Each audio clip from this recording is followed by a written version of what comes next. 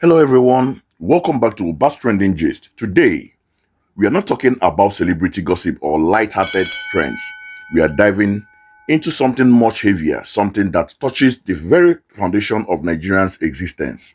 A statement has re-emerged from one of Nigeria's most pivotal historical figures, and in the current climate of our nation, his words carry an immense and, for some, a chilling weight.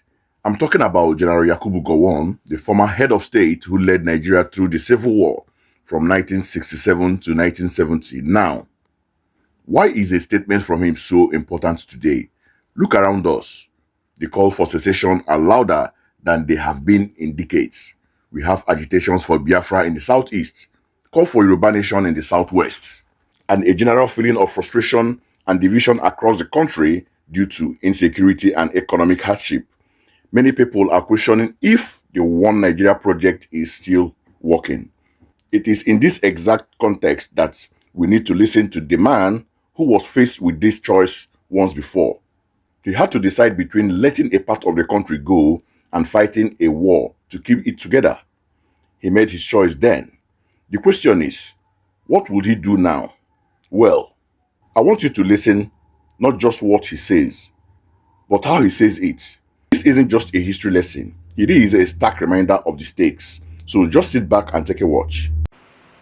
Yes, I think I have said that if I said if the East does not break up from Nigeria, yes, and that was what I kept on saying. Why people say that you want to say no. I have a responsibility, to keep Nigeria, not Nigeria.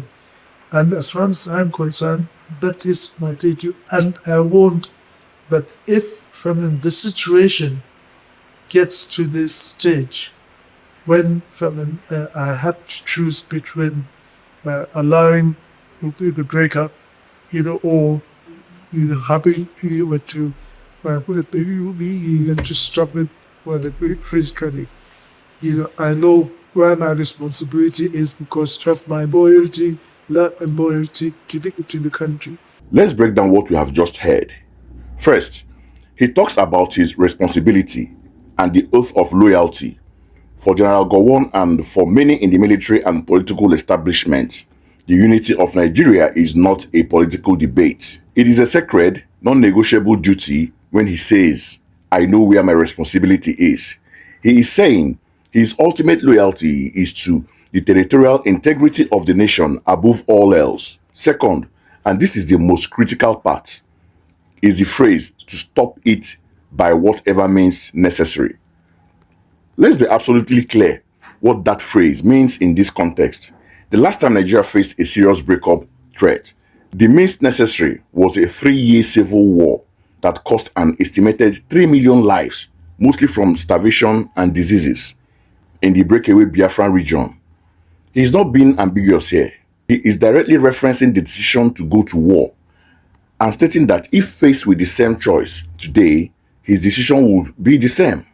So why is this a major gist for us today? For those who believe in an indivisible Nigeria, Gowon's words are a source of patriotic strength.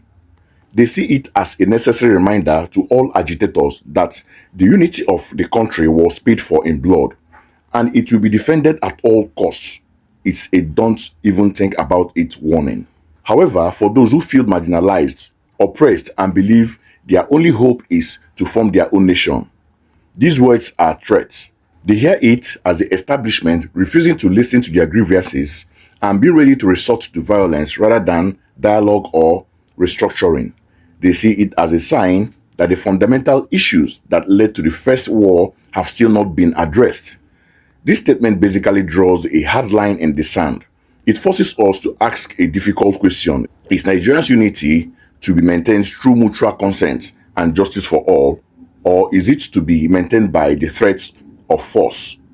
As you can imagine, when this clip hits the internet, the X app went into overdrive. The reaction shows just how divided Nigerians are on this issue. So let's look at a few. First, we have a user at Niger Patriot who says General Gowon is 100% right. The kids screaming for breakup on social media have no idea what war is. We better listen to the elders who have seen it all. Nigeria must remain one. Now, a different take comes from at Freedom Fest 24. With all due respect, sir, you cannot force unity with physical means forever. Address the root causes of the agitation, the injustice, the inequality, the marginalization. That is the only way to keep Nigeria one. Here's a more analytical comment from a Lagos analyst. Hearing Gowon say physical means in 2025 is deeply unsettling. It is a reminder of how fragile our nationhood is. This isn't about him, it's about whether we've learned anything from our history. And finally, a very common sentiment from common man voice. The elite will always talk about one Nigeria because it benefits them. They fought a war to control resources, not for me and you. Let the people decide their own future. Simple. General Gowon's position is clear, forged in the fire of history. But the Nigeria of today is not the Nigeria of 1967. The conversation is more complex and the voices are many. This is where I turn it over to you, the community of Obas Trending Gist. What is your reaction to this statement? Is it a timely warning from an elder statesman, or is it a sign that the leadership is out of touch with the current realities? Drop your thoughts in the comments below. Let's have a respectful but honest conversation about the future of our country. Don't forget to like this video. If you found this analysis helpful, share it to get the conversation going, and of course, subscribe for more deep dive into the topics that truly matters. Thanks for watching, and I'll see you in the next one. Stay safe.